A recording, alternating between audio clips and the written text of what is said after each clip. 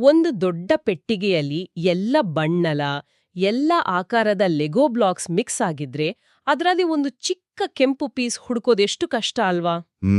ಹೌದು, ತುಂಬಾ ಕಷ್ಟ. ಅದನ್ನ ಸುಲಭ ಮಾಡಕ್ಕೆ ನಾವು ಸಾರ್ಟಿಂಗ್ ಮಾಡ್ತೀವಿ. ಬಣ್ಣ ಅಥವಾ ಸೈಜ್ ಪ್ರಕಾರ ಬೇರೆ ಬೇರೆ ಮಾಡ್ತೀವಿ. ನಮ್ಮ ಭೂಮಿಯ ಮೇಲಿರುವ ಪರಿಸ್ಥಿತಿ ಕೂಡ ಇದೇ ತರದ ಒಂದು ದೊಡ್ಡ ಪೆಟ್ಟಿಗೆ. ಖಂಡಿತ. ಇಲ್ಲಿ ಅಸಂಖ್ಯಾತ ಗಿಡ, ಮರ, ಪ್ರಾಣಿ, ಪಕ್ಷಿಗಳಿವೆ. ಇದನ್ನೇ ವಿಜ್ಞಾನಿಗಳು ಬಯೋಡೈವರ್ಸಿಟಿ ಅಂತ ಕರೀತಾರೆ. ಇಷ್ಟೊಂದು ವೆರೈಟಿ ಇರುವಾಗ ವಿಜ್ಞಾನಿಗಳು ಇದನ್ನೆಲ್ಲ ಹೇಗೆ ಓದುತ್ತಾರೆ ಮತ್ತೆ ನೆನ್ಪಿಟ್ಕೊಳ್ಳುತ್ತಾರೆ? ಅದೇ ಒಂದು ಮೋಜಿನ ವಿಷಯ. ಆ ಲೆಗೋ ಬ್ಲಾಕ್ಸ್ ಅನ್ನ ವಿಂಗಡಿಸಿದ ಹಾಗೆ ವಿಜ್ಞಾನಿಗರು ಕ್ಲಾಸಿಫಿಕೇಶನ್ ಅಥವಾ ಗ್ರೂಪಿಂಗ್ ಮಾಡ್ತಾರೆ. ಓಹೋ, ಗ್ರೂಪಿಂಗ್ ಮಾಡ್ತಾರಾ? ಹೌದು. ಪ್ರಾಣಿ ಮತ್ತು ಸಸ್ಯಗಳ ನಡುವೆ ಇರುವ ಸಿಮಿಲಾರಿಟೀಸ್ ಅಂದ್ರೆ ಹೋಲಿಕೆಗಳು ಮತ್ತೆ ಡಿಫರೆನ್ಸಸ್ ಅಂದ್ರೆ ವ್ಯತ್ಯಾಸಗಳನ್ನ ಹುಡುಕಿ ಒಂದು ನೀಟಾದ ನೇಚರ್ ಮ್ಯಾಪ್ ಮಾಡ್ತಾರೆ. ವಾವ್! ಅಂದ್ರೆ ಲೈಬ್ರರಿಯಲ್ಲಿ ಕಥೆ ಪುಸ್ತಕ, ಸೈನ್ಸ್ ಪುಸ್ತಕ ಅಂತ ಬೇರೆ ಬೇರೆ ವಿಭಾಗ ಇಟ್ಟ ಹಾಗೆ. ಎಕ್ಸಾಕ್ಟ್ಲಿ. ಹೀಗೆ ಮಾಡಿದಾಗ ನಾವು ಇಡೀ ಜೀವಸಂಕುಲವನ್ನು ಸುಲಭವಾಗಿ ಅರ್ಥ ಮಾಡ್ಕೊಳ್ಬೋದು. ಇದನ್ನ ಸ್ವಲ್ಪ ಬಿಡಿಸಿ ನೋಡೋಣ. ಈಗ ಸಸ್ಯಗಳನ್ನ ಅಂದ್ರೆ ಪ್ಲಾಂಟ್ಸ್ ಅನ್ನ ಯಾವ ಆಧಾರದ ಮೇಲೆ ವಿಂಗಡಿಸ್ತಾರೆ? ಸುಮ್ನೆ ನೋಡಕ್ ಚೆನ್ನಾಗಿದೆ ಅಂತ ಗುಂಪು ಮಾಡಕ್ಕಾಗಲ್ವಲ್ಲ? ಖಂಡಿತ ಇಲ್ಲ. ಅದಕ್ಕೆ ನಿರ್ದಿಷ್ಟವಾದ ಕ್ರೈಟೀರಿಯಾ ಫಾರ್ ಗ್ರೂಪಿಂಗ್ ಇರುತ್ತೆ. ಮುಖ್ಯವಾಗಿ ಸಸ್ಯಗಳ ಹೈಟ್ ಮತ್ತೆ ಸ್ಟೆಮ್ ನೇಚರ್ ಅಂದ್ರೆ ಕಾಂಡದ ಗುಣಲಕ್ಷಣಗಳನ್ನ ನೋಡ್ತಾರೆ. ಸ್ಟೆಮ್ ನೇಚರ್ ಅಂದ್ರೆ ನಮ್ಮ ಮನೆಯ ಕುಂಡದಲ್ಲಿರೋ ತುಳಸಿ ಗಿಡದ ಥರನಾ? ಹೌದು. ತುಳಸಿ ಗಿಡ ಗಮನಿಸಿ, ಅದರ ಕಾಂಡ ಹಸಿರಾಗಿರುತ್ತೆ, ತುಂಬಾ ಮೃದುವಾಗಿರುತ್ತೆ. ಇಂಥ ಸಣ್ಣ ಗಿಡಗಳನ್ನ ಹರ್ಬ್ ಅಂತ ಕರೀತಾರೆ. ಓಹೋ, ಹರ್ಬ್.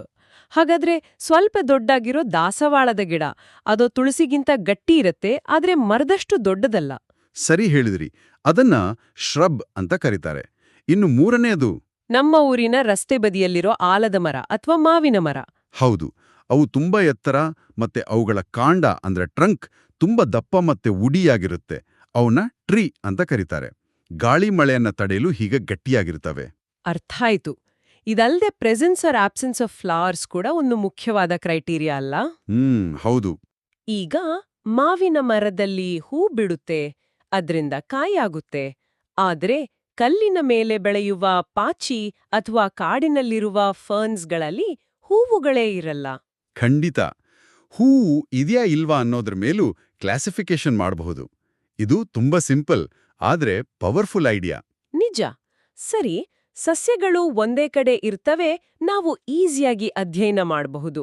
ಆದ್ರೆ ಪ್ರಾಣಿಗಳು ಯಾವಾಗ್ಲೂ ಓಡಾಡ್ತಾ ಇರುತ್ತವಲ್ವಾ? ಹೌದು. ಅದಕ್ಕೆ ಪ್ರಾಣಿಗಳನ್ನ ವಿಂಗಡಿಸಲು ಮೊದಲನೆಯ ರೂಲ್ ಅವುಗಳ ಪ್ಲೇಸ್ ಆಫ್ ಲಿವಿಂಗ್ ಅಥವಾ ಹ್ಯಾಬಿಟ್ಯಾಟ್. ಅಂದ್ರೆ ಅವು ಎಲ್ಲಿ ವಾಸಿಸುತ್ತವೆ ಅಂತ. ಹೌದು. ನೀರಿನಲ್ಲಿರುವ ಫಿಶ್, ಭೂಮಿ ಮೇಲಿರುವ ಆನೆ ಅಥವಾ ಗಾಳಿಯಲ್ಲಿ ಹಾರುವ ಬರ್ಡ್ಸ್ ಅಂತ ವಿಂಗಡಿಸ್ತಾರೆ. ಆದ್ರೆ ಇಲ್ಲಿ ಪ್ರಕೃತಿ ಒಂದು ಚಾಲೆಂಜ್ ಕೊಡುತ್ತೆ. ಕಪ್ಪೆಗಳನ್ನ ಅಂದ್ರೆ ಫ್ರಾಗ್ಸ್ ಅನ್ನ ಎಲ್ಲಿ ಸೇರಿಸೋದು? ಆಹಾ, ನಿಖರವಾದ ಪ್ರಶ್ನೆ. ಕಪ್ಪೆಗಳು ನೀರಿನಲ್ಲೂ ಇರ್ತವೆ, ಭೂಮಿ ಮೇಲೂ ಇರ್ತವೆ. ಹೌದಲ್ವಾ? ಅದಕ್ಕೆ ಕಪ್ಪೆಯಂತಹ ಪ್ರಾಣಿಗಳಿಗೆ ಆಂಫಿಬಿಯನ್ಸ್ ಅಂತ ಒಂದು ಪ್ರತ್ಯೇಕ ಗುಂಪು ಮಾಡಿದ್ದಾರೆ. ಇದ್ರ ಜೊತೆಗೆ ಫುಡ್ ಹ್ಯಾಬಿಟ್ಸ್ ಆಧಾರದ ಮೇಲೂ ಗುಂಪು ಮಾಡ್ತಾರೆ. ಹಸುವಿನ ತರ ಕೇವಲ ಸಸ್ಯಗಳನ್ನು ತಿನ್ನುವ ಪ್ರಾಣಿಗಳಿಗೆ ಹರ್ಬಿವೋರ್ಸ್ ಅಂತಾರೆ ಅಲ್ವಾ? ಹೌದು. ಮತ್ತೆ ಸಿಂಹದ ಹಾಗೆ ಬೇರೆ ಪ್ರಾಣಿಗಳನ್ನು ಬೇಟೆಯಾಡಿ ತಿನ್ನುವ ಪ್ರಾಣಿಗಳಿಗೆ ಕಾರ್ನಿವೋರ್ಸ್ ಅಂತಾರೆ.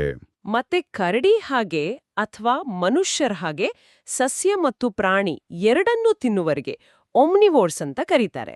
ಪರ್ಫೆಕ್ಟ್. ನಂಗೆ ಇದರಲ್ಲಿ ಮೂವ್ಮೆಂಟ್ ಅಂದ್ರೆ ಚಲನೆಯ ಆಧಾರದ ಮೇಲೆ ಮಾಡುವ ಕ್ಲಾಸಿಫಿಕೇಶನ್ ತುಂಬಾ ಇಷ್ಟ.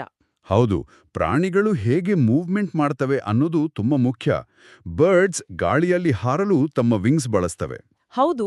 ಮತ್ತೆ ಫಿಶ್ ನೀರಿನಲ್ಲಿ ಈಜಲು ತಮ್ಮ ಫಿನ್ಸ್ ಬಳಸ್ತವೆ. ಖಂಡಿತ. ಚಿರತೆ ವೇಗವಾಗಿ ಓಡಲು ತನ್ನ ಬಲವಾದ ಲೆಗ್ಸ್ ಬಳಸುತ್ತೆ. ಆದ್ರೆ ಹಾವುಗಳು, ಅವುಗಳಿಗೆ ಕಾಲುಗಳೇ ಇಲ್ವಲ್ಲ? ಹಾವುಗಳು ತಮ್ಮ ಇಡೀ ದೇಹದ ಸ್ನಾಯುಗಳನ್ನ ಅಂದ್ರೆ ಮಸಲ್ಸ್ ಮತ್ತೆ ಸ್ಕೇಲ್ಸ್ ಅನ್ನ ಬಳಸಿ ನೆಲದ ಮೇಲೆ ಸ್ಲಿದರ್ ಆಗ್ತಾ ಹೋಗ್ತವೆ. ವಾವ್! ಪ್ರತಿಯೊಂದು ಪ್ರಾಣಿಯು ತನ್ನ ಪರಿಸರಕ್ಕೆ ತಕ್ಕಂತೆ ಅದ್ಭುತವಾಗಿ ಹೊಂದಿಕೊಂಡಿದೆ. ಹೌದು. ಆದ್ರೆ ಏನ್ ಗೊತ್ತಾ, ನೇಚರ್ ಅನ್ನೋದು ಒಂದು ಮೆಸ್ಸಿ ಪ್ರಪಂಚ. ಅಂದ್ರೆ ನಾವು ಎಲ್ಲೋ ಒಂದು ರೂಲ್ ಮಾಡಿದರೆ ಪ್ರಕೃತಿ ಅದನ್ನ ಬ್ರೇಕ್ ಮಾಡುತ್ತೆ. ಉದಾಹರಣೆಗೆ ಪ್ಲಾಟಿಪಸ್ ಅನ್ನೋ ಪ್ರಾಣಿ ತಗೊಳ್ಳಿ. ಓ, ಪ್ಲಾಟಿಪಸ್. ಹೌದು. ಅದು ಪಕ್ಷಿಯ ಹಾಗೆ ಮೊಟ್ಟೆ ಇಡುತ್ತೆ, ಆದ್ರೆ ಬೇರೆ ಪ್ರಾಣಿಗಳ ಹಾಗೆ ಮರಿಗಳಿಗೆ ಹಾಲು ಕುಡಿಸುತ್ತೆ. ಆರೆ ವಿಜ್ಞಾನಿಗಳಿಗೆ ಇದನ್ನ ಯಾವ ಗುಂಪಿಗೆ ಸೇರಿಸ್ಬೇಕು ಅಂತ ದೊಡ್ಡ ತಲೆನೋವಾಗಿರ್ಬೇಕು. ಖಂಡಿತ.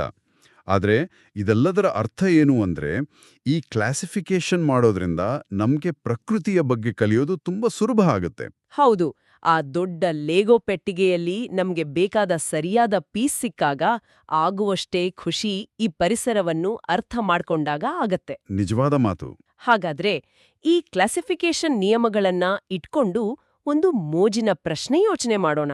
ಸರಿ, ಹೇಳಿ. ಒಂದು ವೇಳೆ ಅನ್ಯಗ್ರಹದಿಂದ ಒಂದು ಹೊಸ ಪ್ರಾಣಿ ಬಂತು ಅಂತ ಇಟ್ಕೊಳ್ಳಿ.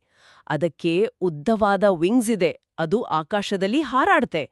ಆದರೆ ಅದು ಕೇವಲ ನಮ್ಮ ಭೂಮಿಯ ಮಾವಿನಣ್ಣು ಮಾತ್ರ ತಿನ್ನುತ್ತೆ. ಓಹೋ. ಹಾಗಾದ್ರೆ ಈ ಹೊಸ ಪ್ರಾಣಿಯನ್ನ ಯಾವ ಗುಂಪಿಗೆ ಸೇರಿಸ್ಬೇಕು? ಈ